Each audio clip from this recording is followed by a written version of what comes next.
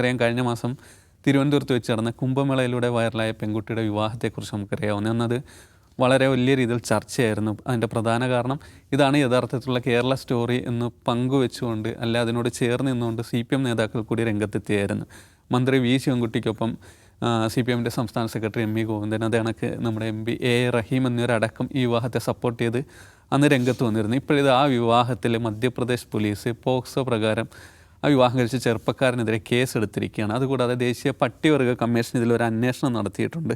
അവർ പറയുന്ന വിവാഹ സമയത്ത് ഈ പെൺകുട്ടിക്ക് പ്രായപൂർത്തിയായിരുന്നില്ല എന്നാണ് പറയുന്നത്. ആ വിവാഹം നടന്ന സമയത്ത് തന്നെ ഇത്തരത്തിലുള്ള ആരോപണങ്ങൾ ഉണ്ടായിരുന്നു. എന്നാൽ ആ ക്ഷേത്രം അധികൃതർക്കും പോലീസിനും നൽകിയ ആധാറിലടക്കം അതിൻ്റെ അകത്തുണ്ടായിരുന്ന ജനന തീയതി വെച്ച് നോക്കിയപ്പോൾ പ്രായപൂർത്തിയായിരുന്നു എന്നാണ് ക്ഷേത്രം അധികൃതർ അടക്കം പറയുന്നത്. അതുകൊണ്ട് തന്നെ അത്തരം വിവാഹത്തിനെ സപ്പോർട്ട് ചെയ്യുകയാണ് CPM അടക്കം ചെയ്തിരിക്കുന്നത്. നിലവിലിപ്പോൾ ഇതിൽ പോക്സോ കേസ് ചുമത്തിയതോട് കൂടിയിട്ട് CPM അടക്കമുള്ള പാർട്ടികളിലെ നേതാക്കന്മാർ പങ്കെടുത്തതിനെതിരെ വലിയ രീതിയിലുള്ള വിമർശനങ്ങൾ കൂടിയിട്ട് ഉയർന്നു വരുന്നുണ്ട്. നമുക്കറിയാം മറുവശത്ത് മധ്യപ്രദേശ് സർക്കാരാണ്, അവിടെ BJP ആണ് ഭരിക്കുന്നത്. അതോടൊപ്പം തന്നെ ഈ വിവാഹം കഴിച്ചിരിക്കുന്ന പയ്യൻ മഹാരാഷ്ട്ര സ്വദേശി ഒരു മുസ്ലിം ചെറുപ്പക്കാരൻ കൂടിയിട്ടാണ്. ഇതിനെ ലവ് ജിഹാദ് എന്ന രീതിയിൽ ലേബിൾ ചെയ്യാനുള്ള വലിയ രീതിയിലുള്ള ശ്രമങ്ങൾ കൂടി നടക്കുന്നുണ്ട്. അതുകൊണ്ട് തന്നെ ഇത് വളരെ പ്രധാനപ്പെട്ടതാണ്. ഈ വിഷയത്തിലേക്കാണ് നിഷാദ്. അന്ന് ഇത് വലിയ ചർച്ചയായിരുന്നു.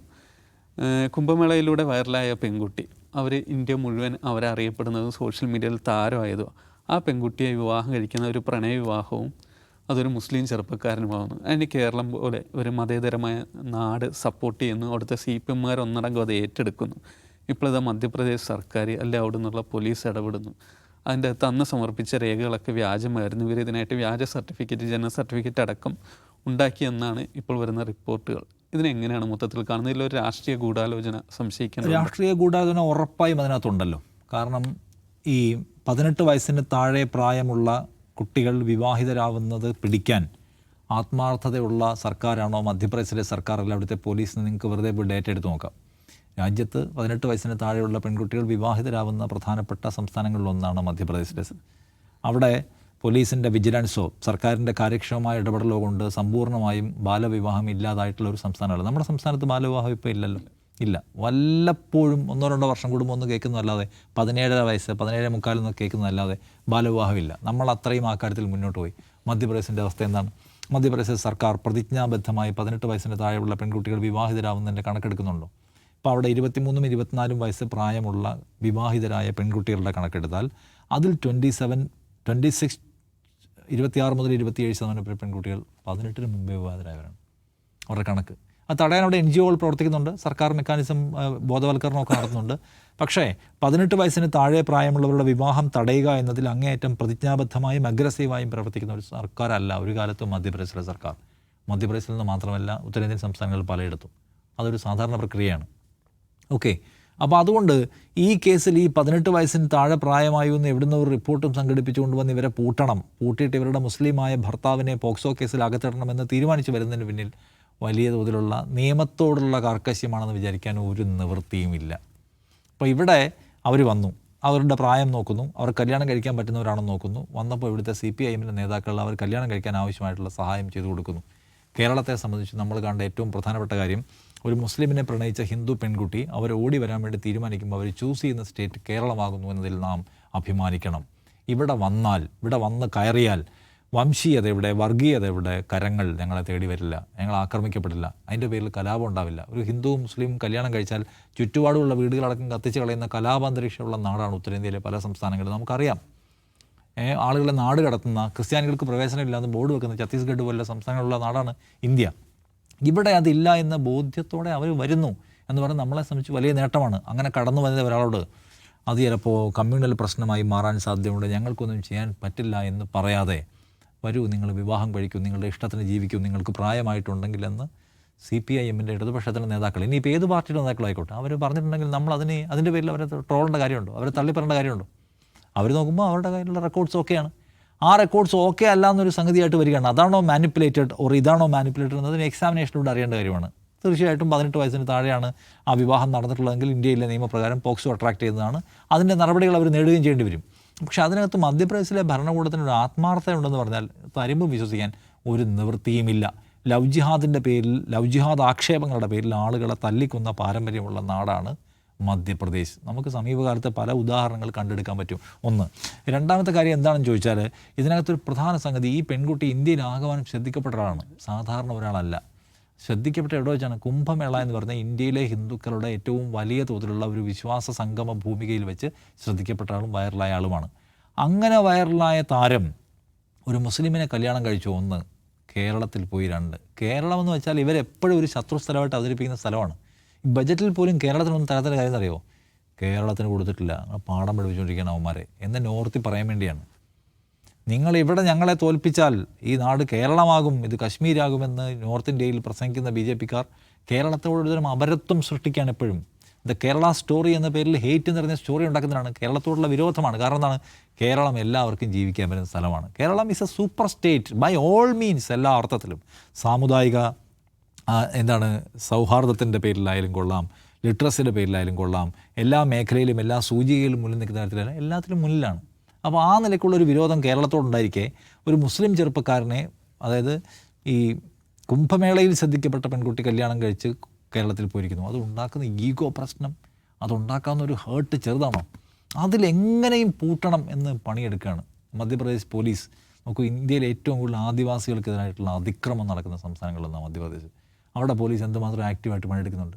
സോ ഇത് നിയമം നടപ്പിലാക്കുക എന്ന് പറയുന്ന ആത്മാർത്ഥതയുടെ ഭാഗമായിട്ട് വന്നിട്ടുള്ളൊരു പരിപാടിയല്ല, മറിച്ച് ഇത് അവരുടെ ഈഗോ, ഇവിടെ നിന്ന് ഓടിപ്പോയ കേരളത്തിൽ അഭയം തേടിയിരിക്കുന്ന ഒരു മുസ്ലിം ചെറുപ്പക്കാരനൂടെ അത് തീർക്കണം, വേട്ടയാടണം എന്ന ഉദ്ദേശത്തോടെ വരുന്ന ഒന്നാണ്. അതിൽ കേരളത്തിലെ സംഘപരിവാർ ഹാൻഡിലുകൾ മുഴുവൻ ഗോവിന്ദ മാഷ് കുടുങ്ങിയോ, റഹീം കുടുങ്ങിയോ എന്ന മട്ടിൽ പോസ്റ്റ് ഇടുന്നുണ്ട്. അപ്പോൾ അവരുടെ പ്രശ്നം ഇതാണ്, ഈ ഈഗോയാണ്. അല്ലാതെ ഇവർ വന്ന് അവരുടെ സമാധാനത്തിൽ ജീവിക്കുന്നതല്ല അവരുടെ പ്രശ്നം. അപ്പോൾ അത് ഒരു കാര്യം, നിയമമാണ് അതെവിടെയാണെങ്കിലും. പോക്സോ അട്രാക്ട് ചെയ്യുന്ന തരത്തിൽ സാങ്കേതിക തികവോടെ അവർക്ക് പോക്സോ എടുക്കാൻ പറ്റും, എടുക്കുകയും അതിന് നടപടികൾ നേരിടുകയും ചെയ്യട്ടെ. ഇപ്പം ഞാൻ വേറൊന്നും പറയുന്നില്ല. അതിനകത്തെക്കുറിച്ച് വേറെ ഒരുപാട് കാര്യങ്ങൾ പറയാനുണ്ട്. ഇപ്പോൾ ഇന്ത്യയിൽ പോക്സോ നടപ്പിലാക്കുന്നതിനെക്കുറിച്ച് പല കാര്യങ്ങൾ പറയാനുണ്ട്. കേരളത്തിലെ ആദിവാസി വിഭാഗങ്ങൾക്കിടയിൽ 18 വയസ്സൊന്നും നോക്കിയിട്ടല്ല കല്യാണം കഴിക്കുന്നത്. ആദിവാസികളാണ് പോക്സോ നിയമത്തിൻ്റെ ഏറ്റവും വലിയ ഇരകൾ.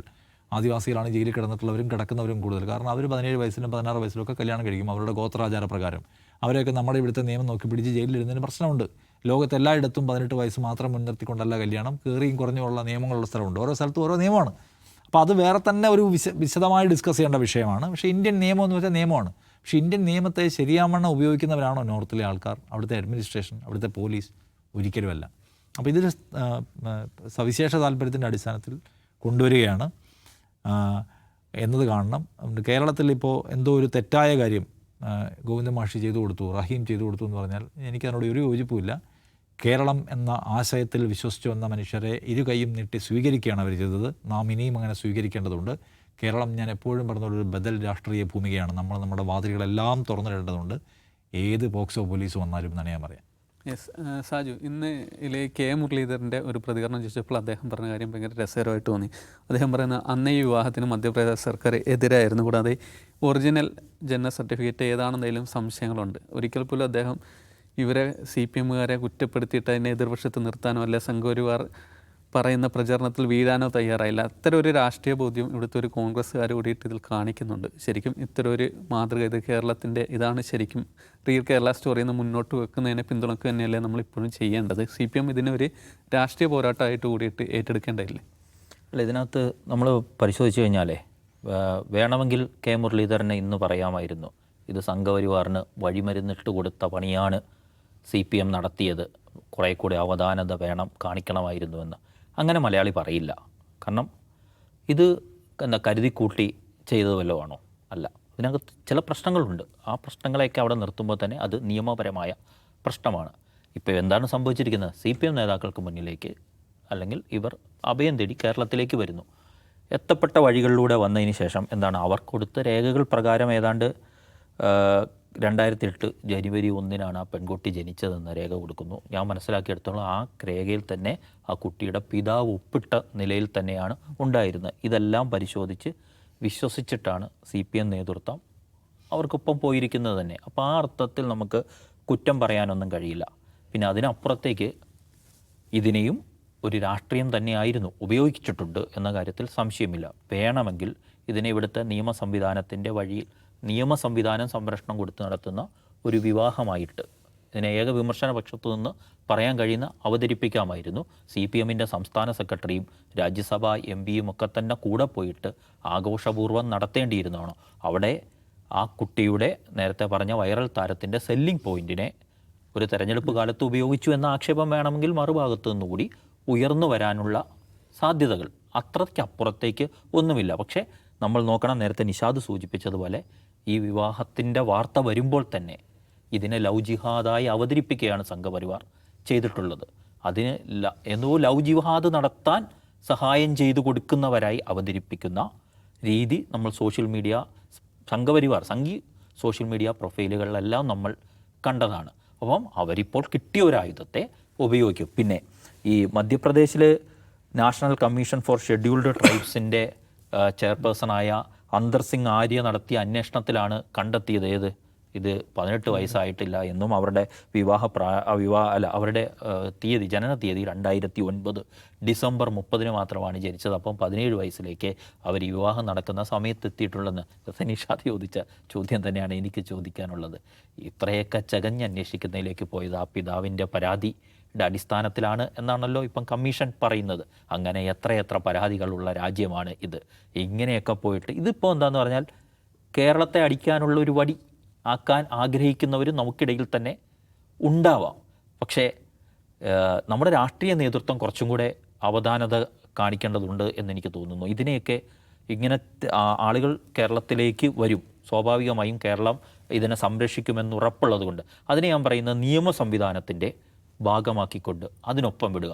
നമ്മൾ അതിൻ്റെ കൂടെ ഇപ്പം എന്തുകൊണ്ടാണ് MV ഗോവിന്ദനെയും റഹീമും ഒക്കെ ഇതിനിപ്പം മറുപടി പറയേണ്ട അവസ്ഥയിലേക്ക് എത്തുന്നതെന്ന് ചോദിച്ചാൽ അവർ ആ സമയത്ത് അതിനൊപ്പം പോയി, അവർക്കും ആ സമയത്ത് രാഷ്ട്രീയ നേട്ടങ്ങൾ ഉണ്ട് എന്ന വിലയിരുത്തലുകൾ വരാം. അപ്പം അങ്ങനെ പോകണോ എന്നത് മറ്റൊരു ചോദ്യമായി നിൽക്കുന്നു. പക്ഷേ സഹായം തേടി വരുന്നവരെ സംരക്ഷിക്കുക എന്നത് മലയാളിയുടെ പുതുരീതിയാണ്. ആ രീതിയിൽ നിന്നും പിന്നാക്കം പോകേണ്ട ഒരു കാര്യവുമില്ല. മാത്രമല്ല കേരളത്തെ അടിക്കാൻ കിട്ടുന്ന വടികളെല്ലാം ഉപയോഗിക്കപ്പെടുമെന്ന ഒരു ധാരണ നമുക്ക് വേണം. കാരണം കേരളത്തെ സംബന്ധിച്ചിടത്തോളം പലർക്കും ഉൾക്കൊള്ളാൻ കഴിയുന്നില്ല ഇവിടുത്തെ ജനങ്ങളുടെ ഇടപഴകിയുള്ള ജീവിതം. ഇവിടെ ജാതിയും മതവും നോക്കിയിട്ടല്ലല്ലോ നമ്മൾ താമസിക്കാൻ വീട് വെക്കാൻ സ്ഥലം തിരഞ്ഞെടുക്കുന്നത്, നമ്മൾ സഹായം തേടുന്നത്, നമ്മൾ പരസ്പരം സഹായിക്കുന്നത്. അങ്ങനെയൊക്കെയുള്ള ഒരു നാട് പലർക്കും ഇഷ്ടപ്പെടാത്ത നാടായിരിക്കും. പക്ഷേ അവർക്ക് ഉപയോഗപ്പെടുത്താൻ ഉള്ള അവസരം ആക്കി അവരിതിനെ മാറ്റാൻ ശ്രമിക്കുകയാണ്. സ്വാഭാവികമായും അതിനെയൊക്കെ മലയാളിക്ക് മനസ്സിലാവുന്നേ ഇത് എങ്ങനെയാണ് സംഭവിക്കുക. അവിടെ പോയതിൻ്റെ രാഷ്ട്രീയ നേട്ടം CPM-നുണ്ടായോ എന്ന് ചോദിച്ചാൽ അതും മലയാളിക്ക് മനസ്സിലാവും. മറുഭാഗത്ത് എന്താണ് ഇപ്പം മധ്യപ്രദേശിൽ നിന്ന് ഇവിടെ വന്ന് ഇനി ഇവരെയൊക്കെ പ്രതികളാക്കാനാണോ പോകുന്നതെങ്കിൽ അതിൻ്റെ രാഷ്ട്രീയവും മലയാളിക്ക് എളുപ്പം തിരിയും. കാരണം ആരെയും അങ്ങനെ പറ്റിച്ചും കണ്ണടച്ച് ഇരുട്ടാക്കിയിട്ടൊന്നും മുന്നോട്ട് കൊണ്ടുപോകാൻ ആർക്കും കഴിയില്ല എന്നുള്ളതാണ് വസ്തുത. പിന്നെ എല്ലാ ഇത്തരം വന്ന സന്ദർഭങ്ങളിലുമൊക്കെ ഈ രാഷ്ട്രീയ നേതൃത്വങ്ങൾ ഇതേ സമീപനം എടുക്കണം എന്ന ഒരു പ്രശ്നമുണ്ട്. കേരളത്തിൽ ഇതിനു മുമ്പും മിശ്ര വിവാഹങ്ങൾ ഉണ്ടായിട്ടുണ്ട്. വിവാദമാകുന്ന എല്ലാ കാലത്തും CPM ആണെങ്കിലും കോൺഗ്രസ് ആണെങ്കിലും എല്ലാ കാലത്തും എടുത്തിട്ടുള്ള സമീപനം വളരെ പ്രധാനപ്പെട്ടാണ്. പല പ്രധാനപ്പെട്ട കേസുകളിലും മൗനം പാലിച്ച് കാത്തിരുന്ന അതും കേരളം കണ്ടിട്ടുണ്ട്. മറന്നുപോകരുത് നമ്മളത്. അവിടെയൊക്കെ അവിടെ സംഘപരിവാർ വലിയ രീതിയിലുള്ള വാദങ്ങൾ മുന്നോട്ട് വെച്ചപ്പോൾ അതിനെ പ്രതിരോധിക്കാൻ ഇതേ ശക്തിയോടുകൂടി ഇറങ്ങിയിട്ടുണ്ടോ എന്ന ചോദ്യത്തിന് കൂടി രാഷ്ട്രീയ നേതൃത്വം ഉത്തരം പറയേണ്ടതുണ്ട് എന്ന് മാത്രം. കുറച്ച് തെളിച്ചു പറഞ്ഞ ഹാദിയ കേസാണ് ഉദ്ദേശിച്ചത്. അതെ, ഈ അത്രയും ഒരു ആർജവം കാണിക്കുകയോ അവരെ സന്ദർശിക്കുകയോ രാഷ്ട്രീയമായ പിന്തുണ പ്രഖ്യാപിക്കുകയോ ചെയ്തത് ചരിത്രമില്ല എന്നുകൂടി കാണേണ്ടതാണ്. യെസ്, എന്തായാലും ഈ കേസിൽ എതിർവശത്ത് മധ്യപ്രദേശ് സർക്കാരും അവിടുത്തെ BJP നേതൃത്വം ഉണ്ടെന്ന് തന്നെ നമുക്ക് മനസ്സിലാവുന്നത്. അതുകൊണ്ട് തന്നെ ഇതിലൊരു രാഷ്ട്രീയ ഗൂഢാലോചന ഉണ്ട് എന്നുള്ളത് നമുക്ക് തള്ളിക്കളയാൻ കഴിയുന്നതല്ല.